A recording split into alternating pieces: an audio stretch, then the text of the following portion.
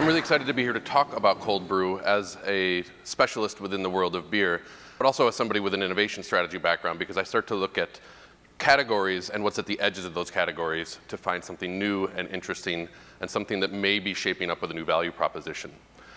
And the reason why I'm excited to talk about cold brew is because from a value proposition standpoint, cold brew isn't coffee, or at least it's not just coffee. And depending on how you feel about the product of cold brew, or how it gets made, or how it fits into your lives as a specialty coffee person, you either see this as a major challenge or an opportunity. And today I want to talk about why I think there might be an opportunity, or at least a discussion worth having, that has a few different possible outcomes. This is what coffee looks like to me. And that's because everybody in this room is partly responsible for teaching me what coffee looks like. Specialty coffee is an agricultural product that comes from a place with hands that touch it, hands that pick it, and put it into a value chain that ultimately gets to me. And by the time it gets to me, it has another type of aesthetic beauty to it. There's a performance, there's a ritual, there's a beautiful cup of coffee that's being slid across the counter to me that I'm supposed to appreciate for all of the reasons that start at the agricultural product and end up at this place.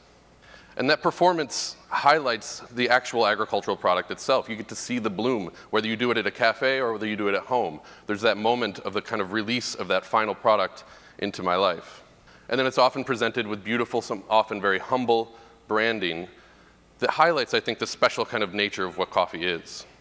And often, even on these packages, we're still talking about the agriculture. We're still talking about the value chain that goes all the way back to the farm. So when I started thinking about cold brew, this was my first memory of cold brew, was seeing these sort of mad scientist hardware machines that were unattended and slow and mysterious, but they were still really fascinating. And then I started thinking about the first time I made cold brew at home, and it became a DIY experience. It was very removed from that otherwise sort of mysterious process. This, to me, was KitchenAid versus Kalito Wave. The vocabulary had even shifted. The brands that I was associating with cold brew had even shifted. It became a much more populist and sort of egalitarian product. And then I remember the first time I saw the RTDs. And from a product and brand strategist, this was actually very exciting to me, but it was also a little bit confusing. What was cold brew at this point? This doesn't look like the specialty coffee, the agricultural product, the performance, the beauty that I was used to with specialty coffee. It was still very interesting. It had a very interesting look to it. The words were different. Cold brew suddenly had an iconic sort of status on a package. But this was an RTD. I was supposed to pick it up off the shelf and drink it at my leisure, wherever I'd like. And the branding had a sort of vintage quality to it.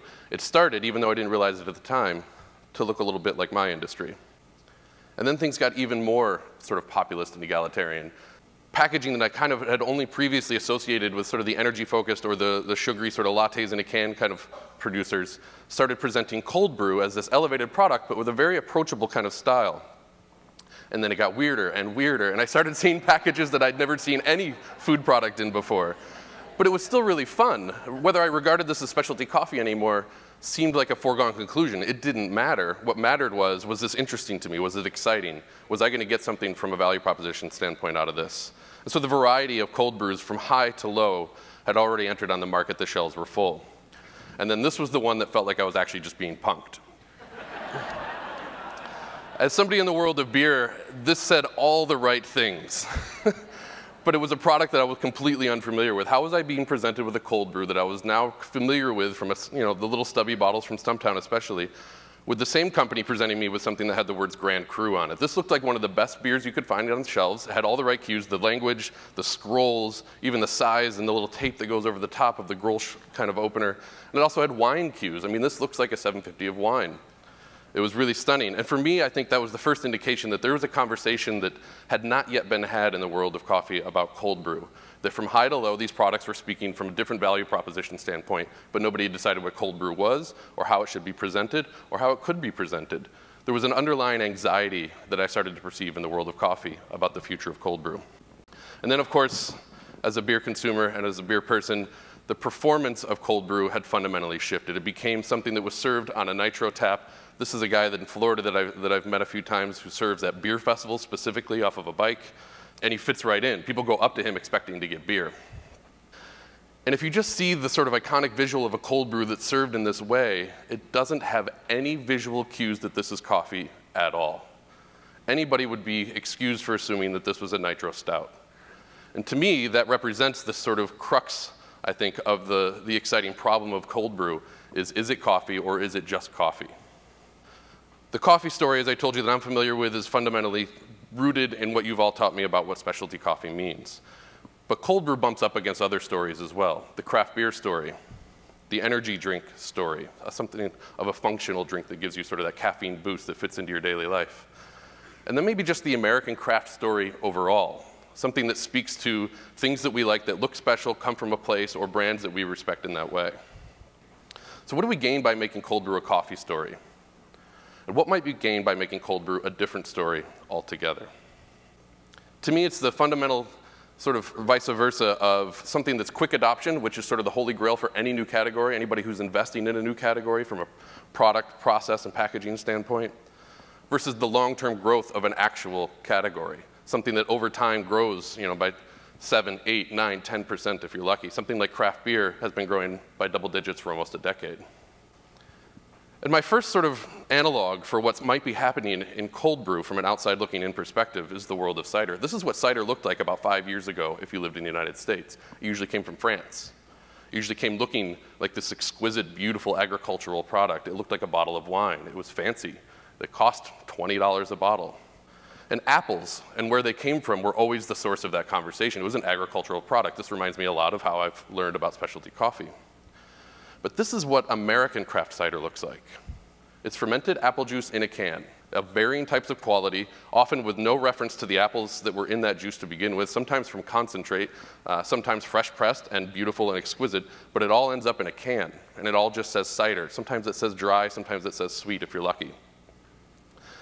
And that's sort of the risk, I think, of a new category, especially when it becomes Americanized in this sort of American craft aesthetic, is that everything kind of ends up on the same level. Specialty, or the source of those ingredients, or the things you've been working on for so long, can often be obscured for the sake of a quick adoption. And there's been no faster growing category in alcohol at this point than cider on the heels of craft beer for that reason.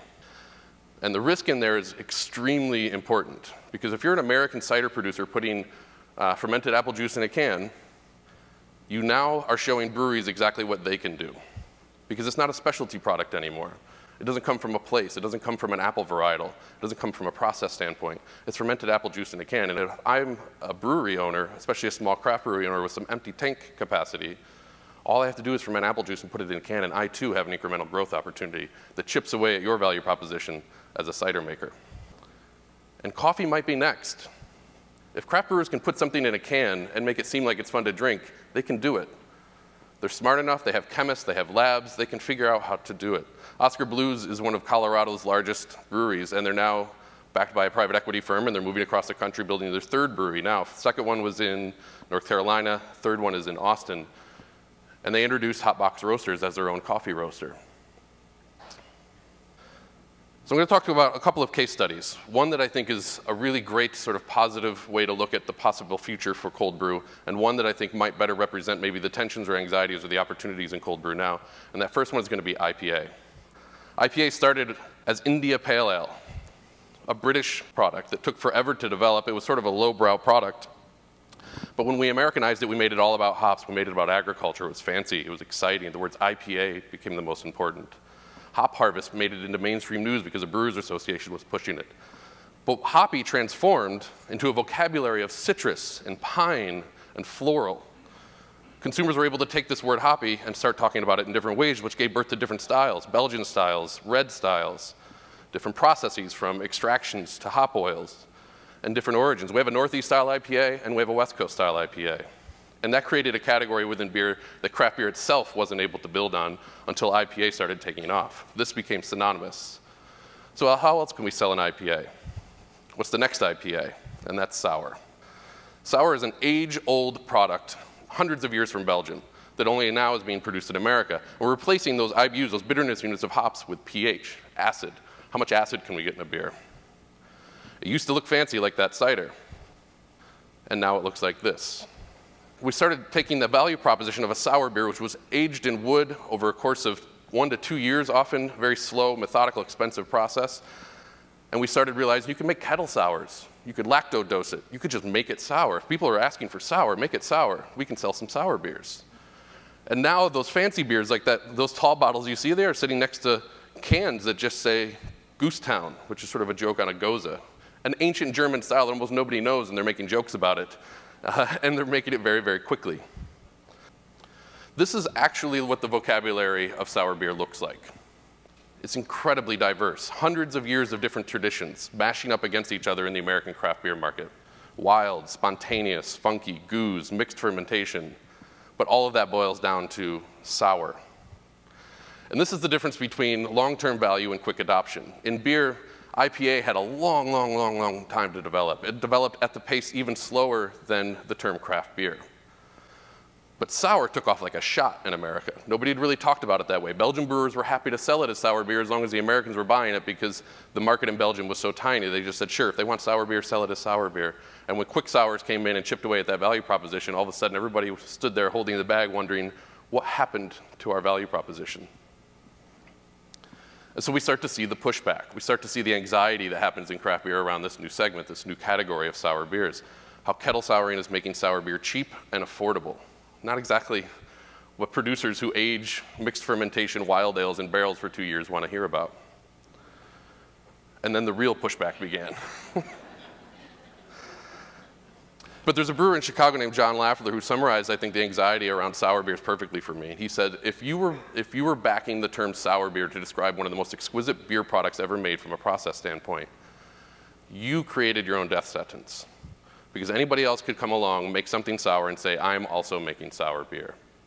And now those people are interested in having a conversation for the first time ever of how should we talk about sour beer?